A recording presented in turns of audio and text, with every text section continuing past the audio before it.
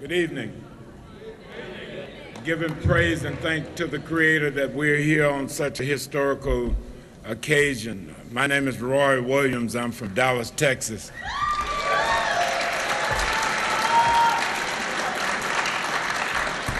It would appear we have a favorite son that has made history here today. David Cobb.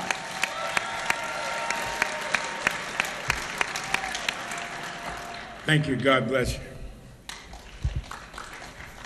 Does that man look good or what? That's a nice suit. My name's Tom Savigny from Connecticut. My name is Yusha Robinson from Wisconsin. Yeah, Wisconsin. And the three of us are up here because we are co-chairs of the Coordinated Campaign Committee for the Green Party of the United States. Thanks. We work hard. We work hard working with you, working with candidates and locals and state chapters to build skills and teach you how to run for office. And in the last 3 years that the committee's existed, the quality of campaigns across the country has just skyrocketed, and we're really excited about it. So thanks to all of you who are out there on the ground working and running and helping candidates and taking office. We have 205 elected officials. We will run over 400 candidates this year alone. You can go to greens.org/elections for a complete history of green elections in the United States. Let's see.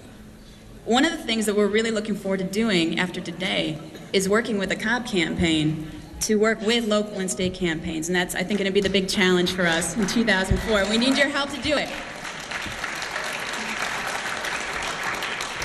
What I do want to encourage you to do, though, is to go to the Green Party's website, which is www.gp.org.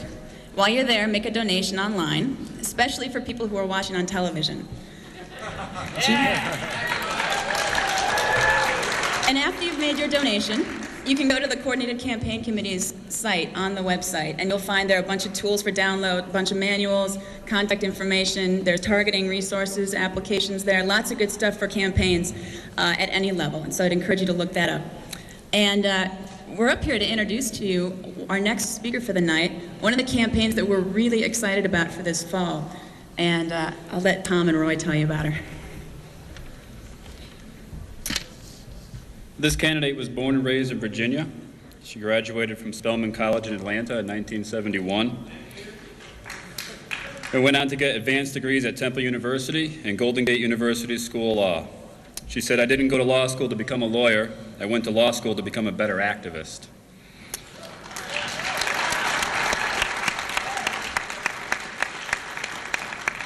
Since leaving law school, she has used her education to push for the justice for everyone, not just a few.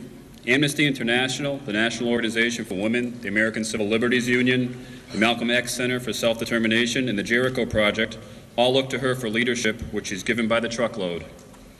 Today, she serves on the steering committee of the United for Peace and Justice, the umbrella group that has sponsored anti-war efforts across the nation, including major demonstrations in D.C., New York City, and San Francisco.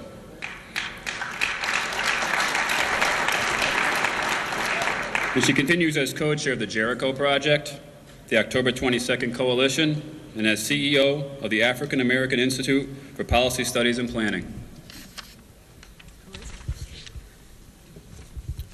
Can't give the name away just yet.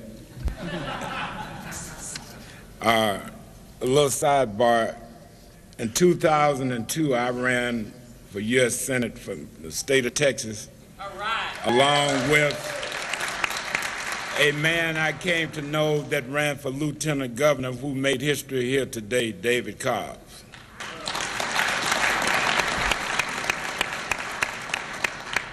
This next candidate won't have an easy job. It will take a lot of effort, but yes, this candidate has a chance to win as a Green. With 6 candidates in the race, the candidate with the most votes win. We all know that. Except 2002. What, I stand corrected, 2000. I'm thinking about my race. The candidate will do what he or her has done all their adult life, push to turn the dream into the reality, and they will. They'll push for reparations for slavery to heal 400-year-old wounds that still fester.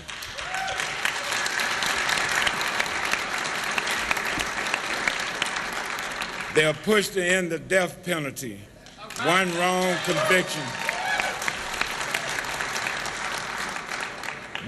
conviction is one too many. Many people convicted of death penalty crimes have later become found innocent. This candidate will push to end the war on drugs, which sends too many young people to the despair of the jailhouse for doing what millions of Americans do every day. It's a war on youth, not drugs. This candidate will push hard to end the war in Iraq as soon as possible. Our nations were led into this war by chicken hawks who dodged service when their number came up. Yeah. But puffed out their chest and crowed while sending young children off to die in the desert for oil and money for themselves. How can this candidate do anything about those atrocities? The United States Senate is split almost 50-50. This candidate, being independent, will be the swing vote on committees and in the Senate itself. Democrats and Republicans will need and want her vote so they can get what they want. It's simple math and horse trading. Do what's right, and this candidate vote will count with us, regardless of which party is in charge. That is power, power that this candidate will wedge for the people of South Carolina. A lady by the name of Inez Tenenbach is the Democratic nominee. She has made support for the war on Iraq, support for the death penalty, and opposed to marriages for gays and lesbians, the center of her campaign. Jim DeMint, the Republican, is no better and has voted in Congress for tax breaks that send U.S. jobs to sweatshops overseas. Do we really need more senators like this? No. Tonight, then, I'd like to welcome Efia Nwangaza.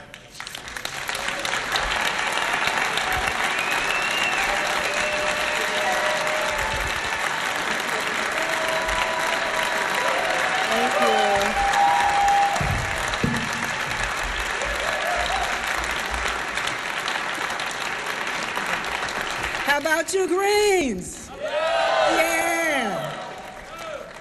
You are really making history this weekend in a big way, in a way that even I did not recognize until I began to process the whole weekend. I want to congratulate you on nominating and choosing David Cobb. How about David Cobb?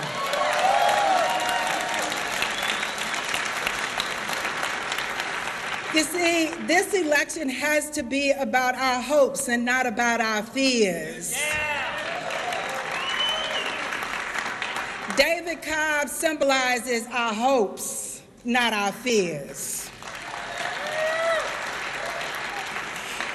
He symbolizes the hope of a new day, not the fear of a lack of electability. He symbolizes our getting beyond the lesser of two evils. In fact, neither the United States nor the world can continue our luxurious choices of the lesser of two evils. So tonight, we're here in Wisconsin, the home of the second highest number of elected Greens in the United States.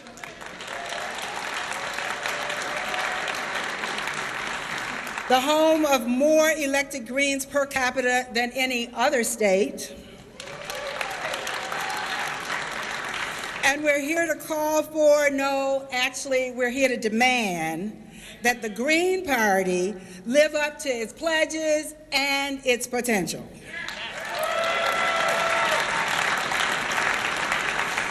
The Green Party has pledged to be the people's advocate, to put the needs of average folk above the needs of the rich and the powerful. It has promised, among other things, to pursue social justice, ecological wisdom, and grassroots democracy. It has the potential to bring reconciliation and healing to the United States of America and to set the model for indeed the world in its commitment to reparations for slavery.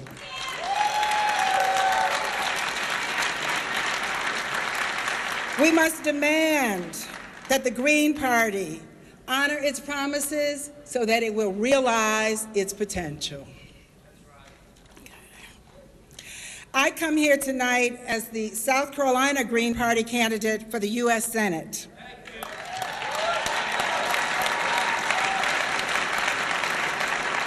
A seat which a 40-year-old incumbent Democrat retires from.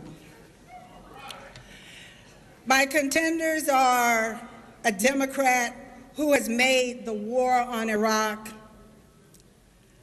support of the death penalty, and opposition to marriage for gays and lesbians the center of her campaign. The Republican adds to that a history of passing tax breaks for the top 1%. Passing tax breaks that send U.S. jobs to sweatshops overseas. The challenge that we get beyond the lesser of two evils is the message that I will be carrying across the state of South Carolina.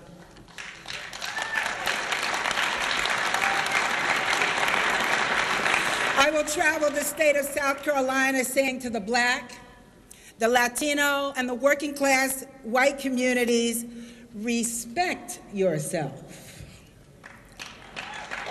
Respect yourself. Prove that you are worthy of the noble legacies you've inherited. Remember on whose shoulders you stand. I'll say to the Black community to remember those who fought, bled, and died for Blacks to be able to exercise the constitutional right of voting.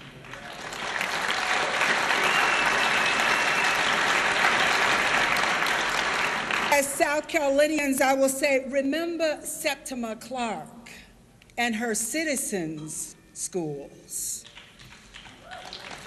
Those citizen schools weren't just to learn to pull a lever. Those citizen schools were to understand the ballot and to use it in a thoughtful, strategic, and deliberate way.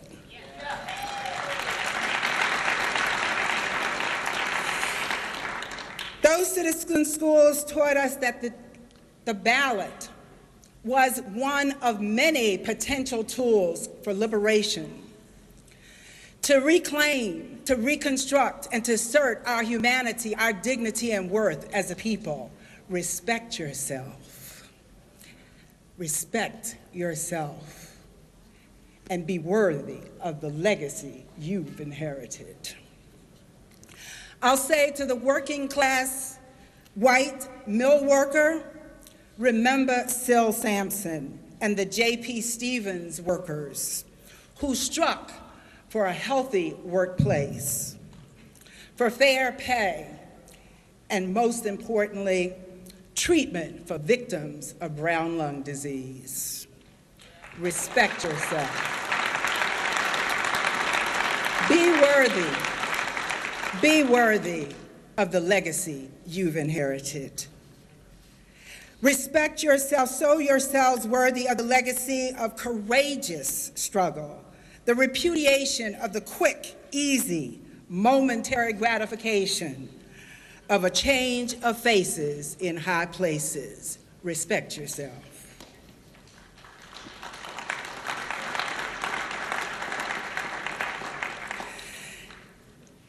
I'll say to Black folks, hear the voices, hear the 400-year-old echoes calling from the bottom of the Atlantic Ocean, the sounds of our ancestors stolen from their families, from their communities, from the continent of Africa,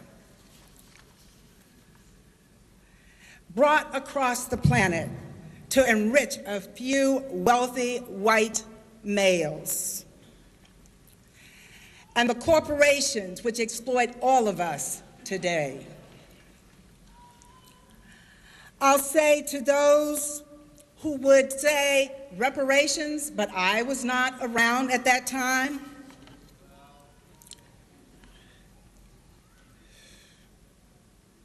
and the Green Party path is not easy, right? So we just as well get focused on the hard part first.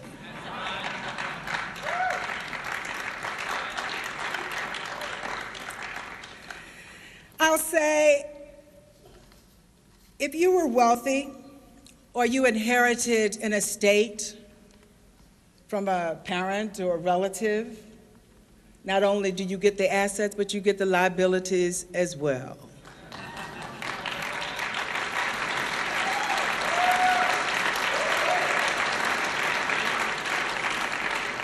And as Malcolm X once said, it's true, your father isn't here to pay and mine isn't here to collect, but we are.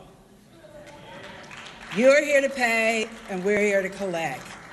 Reparations are due now.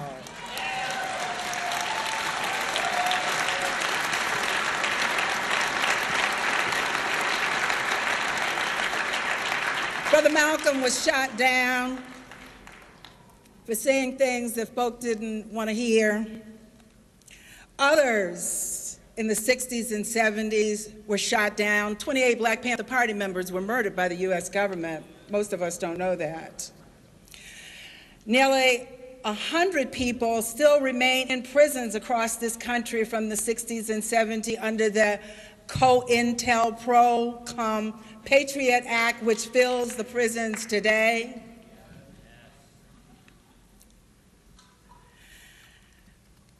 Sundiata, Leonard Peltier,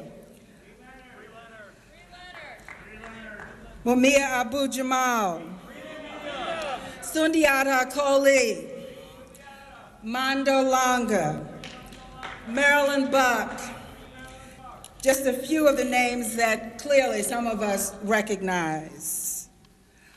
But many more, lesser known, cry out from the jailhouse. Some have been in prison for more than 30, 35 years, longer than Mandela was even held in South Africa. For many people in this country, it's difficult to believe that the U.S. holds political prisoners. It's difficult to believe that the U.S. criminalizes dissent.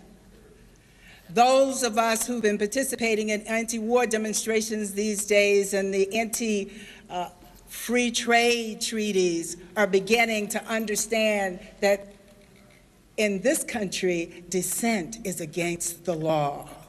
And the militarization of law enforcement is a clear manifestation of that.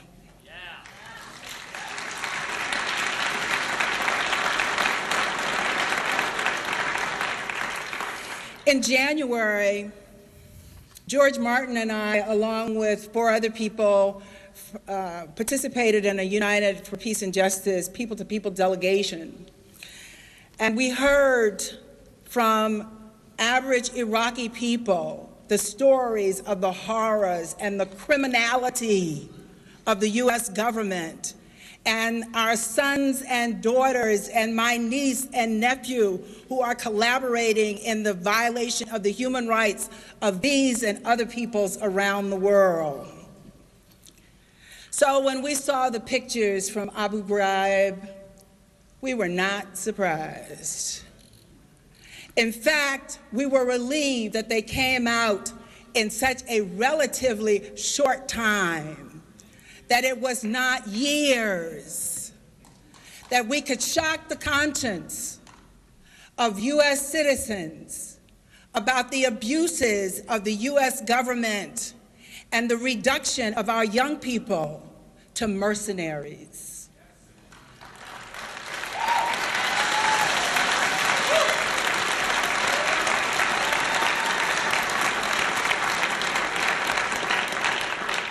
One of the most powerful moments in Iraq was when we went to pay condolences to a family. And we paid condolences to lots of families, from high-grade police brutality where they kick in the door and shoot the residents and drag the rest of them out into the street with utter impunity, carrying an M16 as compared with here in the United States, the Glock 9. Conduct is the same. This particular family, the son had come home. He had been working in Jordan for a year. He'd come home to get married. He participated in a demonstration in which the United States shot into a peacefully demonstrating crowd. I know they say that they don't happen in Iraq, but actually they do. They killed this young man, and we went to pay condolences to his family. And although I had written my niece and nephew an open letter telling them to put George Bush's gun down and come on home where the real battle is,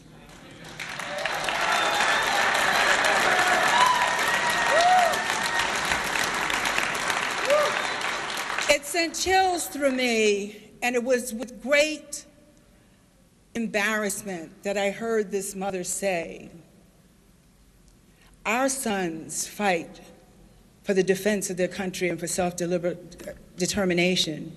Your sons fight for a paycheck." That's precisely how I felt. I felt so small. We must bring the troops home now.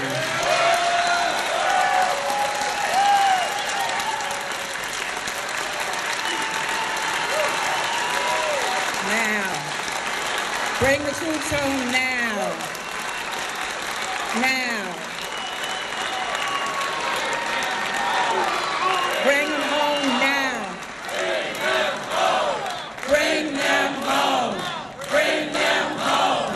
Bring them home. That's right. Bring them home now. Bring them home now. Bring them home now. Bring them home now. Bring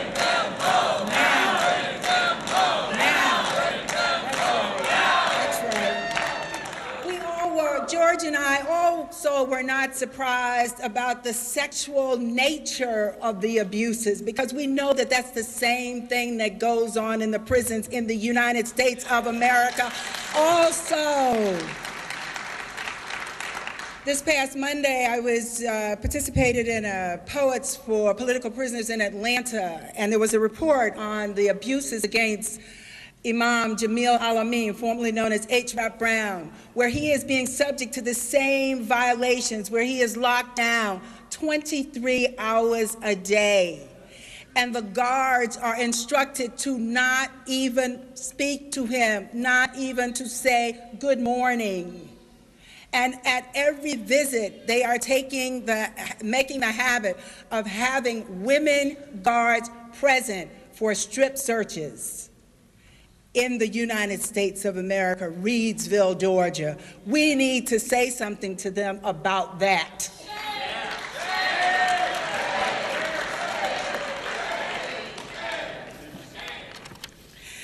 The establishment will tell us that many of these people are terrorists.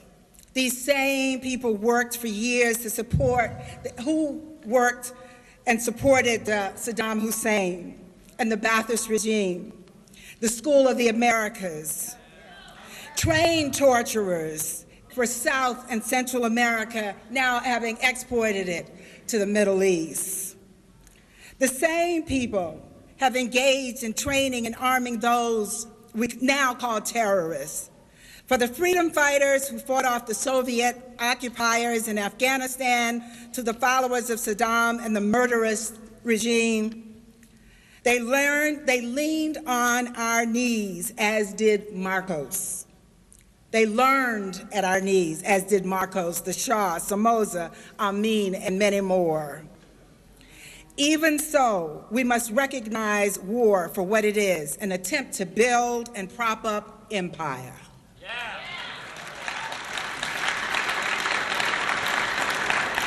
This war in Iraq is wrong,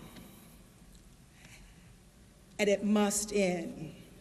The occupation must end. And it must not end simply because we don't have health care. It must not end simply because we don't have adequate funds for schools. It must not end because we are opposed to violence. It must end because it's the right thing to do. The United States must withdraw immediately. The United States must pay reparations to the Iraqi people for the destruction and waste that has gone on for the past 14 years.